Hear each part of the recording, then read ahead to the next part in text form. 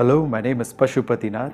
I'm the lineage authority of a very ancient school of yoga called Triloka Khara, which was established by the founder of yoga, Shankarnath, 17,000 years ago. A lot of people come and tell me that they have problems in their personal life, with the people in their office, with their parents, with their children. They have problems. They have a whole list of problems.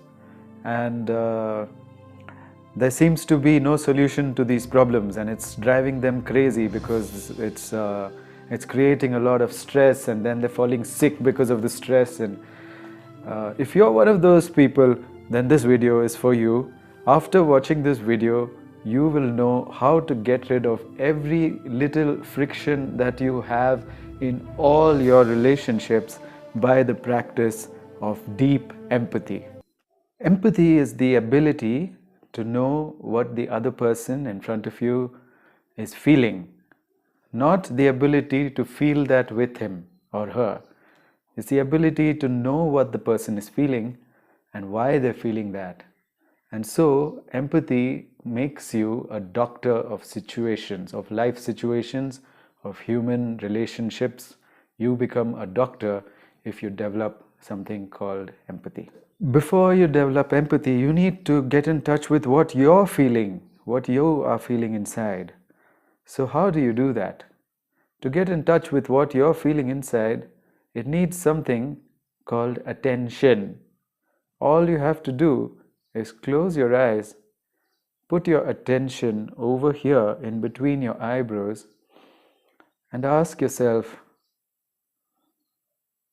how do I feel about this?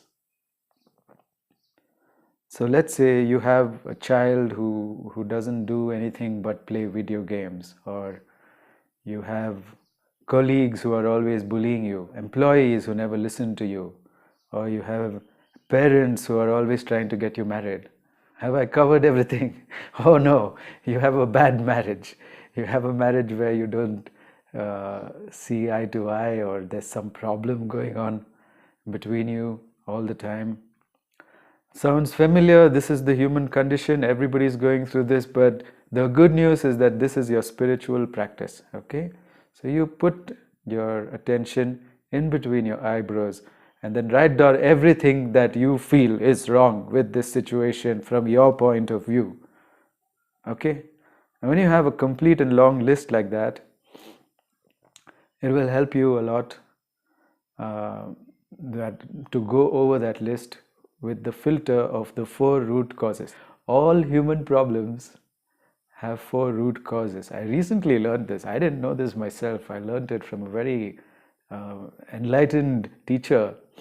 He said this, that we have just 4 root causes for any problem. And the first one is self-image. Self-image, really. Something with your mind. It's who you think you are, that it itself is causing the problem. For example, if you think the problem is that I can't say no. I can't say no to this person. Whenever they ask me, I end up saying yes even though I mean no. Let's say you have one of those problems. It's all about self-image. That problem is about self-image. It's not really, the problem is not that you can't say no. Of course you can say no. You have a mouth, you can say no. Anybody can say no. If you don't even have speech, you can write no. It's so simple, N-O. See, it's not difficult. Saying no is not the problem here. The problem is your self-image. You feel that you don't have enough knowledge to say no, and you don't have enough capacity to face the consequences of no. When you say no, the other person is going to get angry, and you feel that you don't have the bandwidth to deal with that. Okay, so it could be that. And second one could be like relationship conflicts. Your other problem could be relationship conflicts, which is just a lack of communication. It's just communication problem. All right. So maybe you are saying no and the other person isn't hearing you. So you have to say it in a way that they hear it. So it's just a communication problem. All right. And the third one is maybe there's a lack of plan or strategy or knowledge. It's a knowledge problem. Maybe you don't know how to say no. Maybe you don't know the polite way to say no. Maybe you just needed a lesson on how to say no. Have you heard of the sandwich method? It's used a lot in business circles. So when you give feedback to someone, you say something nice, and then you say your criticism or your rejection, whatever it is, and then you give them another layer on that sandwich, which is how they can fix that thing. Okay, so the nice way to say no is not, no, I don't want to do it. No, that's not the nice way to say no. You say, thank you for the opportunity. I always appreciate you bringing these things to me. But I'll have to refuse. And then give the reason why you'll have to refuse. And you say, in case you want me to accept your next proposal, these are the conditions that I want. That's a nice sandwich way to tell them no. Maybe you didn't have that knowledge, so you couldn't say no, all right? And then maybe it's just lack of skill. Now, skill is different from knowledge. It's the lack of practice. You know what you have to do, but you don't get up and do it. And if you don't do it, you don't get good at it. So if you don't practice saying no, you're never going to get good at saying no. So that's basically the 4 places where you could be wrong. Self-image, something wrong with your own mind. Communication, you're not hearing something the other person is saying, or you're not being heard, and so you need to say it in such a way that you'll be heard.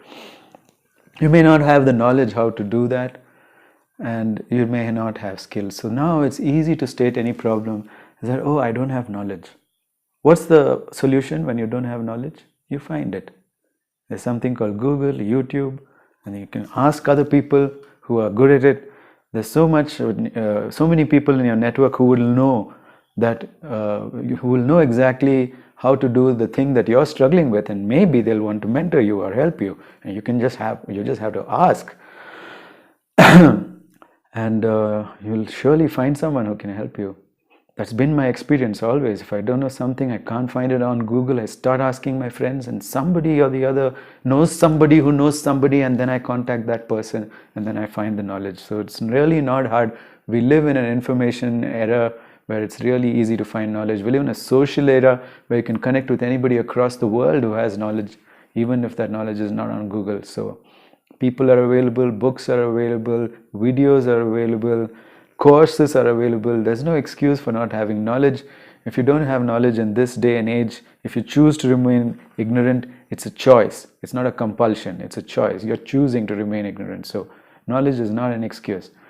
And what about skills? That's no excuse either. If you've got a good enough reason, like I've explained, if you've got a good why you need to learn the skill, why. If you have a good strong answer to the why, then you can fix it. Now coming back to our problem, if you have a problem with anybody in your life, anybody, it's going to be one of these 4 things. Identify what kind of problem it is. Once you do that, there are solutions. If the problem is a lack of communication, then again it comes down to knowledge. You need to learn how to communicate. Okay, so even that comes down to knowledge. Everything comes down to knowledge if you look at it. If you got low self-esteem and you want to pick up your self-esteem, try starting with a why do I exist question, and find a strong answer to why you exist or why this relationship is important to you. If this relationship is not important to you, drop it. Don't invest energy. Look, every relationship is an investment of energy. Don't invest energy in building a relationship which you don't value. Why would you do that? Just drop it. Okay? Learn to say, get out of my life and move on. But if you can't do that and this relationship is important to you, then you have to do it. Now the reason may be that I didn't know better, and this is the only person who I have in my life, this is the only husband I have, this is the only wife I have. Even though the relationship is bad and I don't give a shit about them, I'm still going to continue in it. That is fine. That's fine. I'm not judging you for your choice. I'm not saying divorce your wife if you don't agree with her. That's not what I'm saying. I'm saying take responsibility for the choice. Don't say that this was thrust upon you. You are choosing, whether willingly or unwillingly, you are still choosing to stay with her. Why not choose willingly? Say, I'm going to make this choice. This is my choice. and I'm going to respect my choice, because my brain can come up with this choice after considering many options, and it says this is the best option with the most advantage and the least loss, and therefore I'm going to take it. This is all that is available to me. I am not ashamed of it. If anybody tries to shame me, I'm going to slap you. Get into that mode, and then you'll have completely fixed everything in your life. And now, if you want to understand why your wayward son is watching video games and not really interacting with people or learning any real life skills, or your wayward daughter is spending too much time on social media and doesn't have any time to talk to you or do household chores or whatever. So when you have this problem with young people, start focusing on their day, because as an older person you don't understand what's going on in their life.